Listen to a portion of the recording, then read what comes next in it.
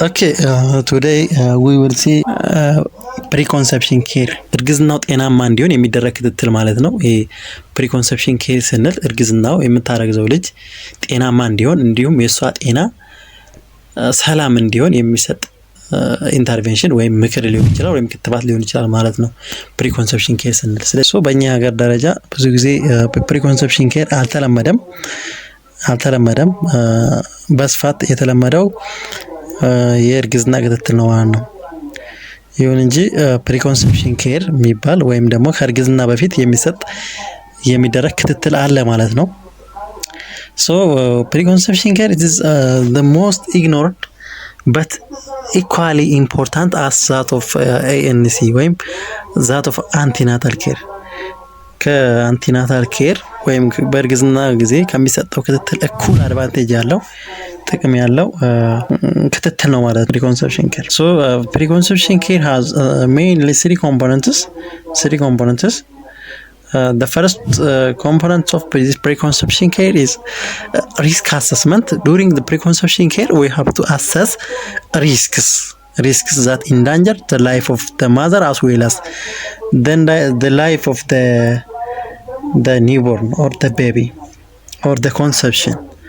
So during the preconception care the first component is risk assessment. We have to assess different risks that may raise if the woman gets pregnant. So during preconception care ወይም ደግሞ በዚህ በቅድመ እርግዝና ክትትል የሚባለው በቅድመ እርግዝና ክትትል ጊዜ ምንድነው ሶስት ዋና ኮምፖነንቶች አሉ። ከዛ ውስጥ አንዱ ሪስክ አሰስመንት ነው ማለት ነው። ሪስክ አሰስ መደረግ አለበት። የእናትየውን ህይወት ወይም የአንድን እናት ህይወት አደጋ ላይ ሊጥል የሚችል ነገር ምንድነው ወይም እርግዝናው ቢፈጠር አደጋ ሊሆን የሚችል ነገር ምንድነው የሚል ሪስክ አሰስመንት መሰራት አለበት ማለት ነው። ሪስክ አሰስመንት መሰራት አለበት። then after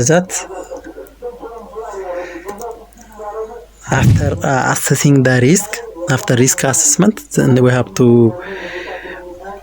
intervene አይደል? if there is risk intervention ያስፈልጋል ማለት ነው። if there is risk after risk assessment we have to intervene or we have to prevent ማድረግ አለብን። ሪስኩ ካለ prevent ማድረግ አለብን ወይም ደግሞ ትሪት ማድረግ አለብን ማለት ነው። so before the woman gets pregnant the woman must have a treatment or a prevention. So during this preconception care so prevention and treatment is the second component of preconception care. The third component of preconception care is that psychological support.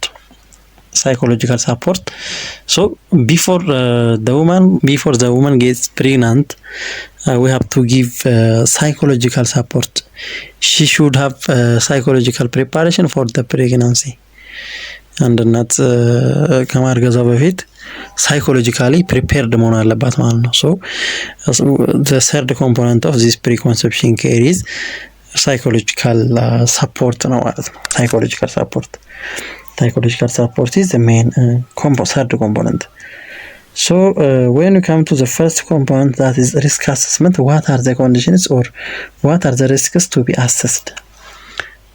ወደ መጀመሪያው ኤሌመንት ስንመጣ የፕሪኮንሰፕሽን ኤሌመንት አንዱ ሪስክ አሰስመንት ነው ብለናል። ሶ ምን ነገሮችን አሰስ እናደርጋለን የሚለው እናያለን። አሁን ደግሞ the first one is potentially recurring obstetric complication. We have to assess the potential obstetric recurring obstetric complications that experienced during pregnancy. So we have to assess whether the woman has recurrent pregnancy losses, preterm labor, preeclampsia, eclampsia, gestational diabetes and the congenital anomalies in the previous pregnancy. If the woman has a history of pregnancy, we have to ask such risks in the previous pregnancy. So we have to ask the woman for these conditions and also we have to ask the obstetric and gynecologic surgeries, delivery circulates, immunologic factors like autoimmune disease. If the woman had this autoimmune disease in the very first pregnancy, we have to assess such kinds of risks, health conditions of the woman. So we have to assess the medical conditions on this pregnancy. And the other is the medical and the mental health conditions of the woman. So we have to assess the medical conditions and also the mental disorders, whether the woman has experienced these mental disorders in the previous pregnancy. So because this medical and the mental disorders has happened in the previous pregnancy, the probability of recurring and the consecutive pregnancy is high. So we have to assess whether these conditions are present or not in the previous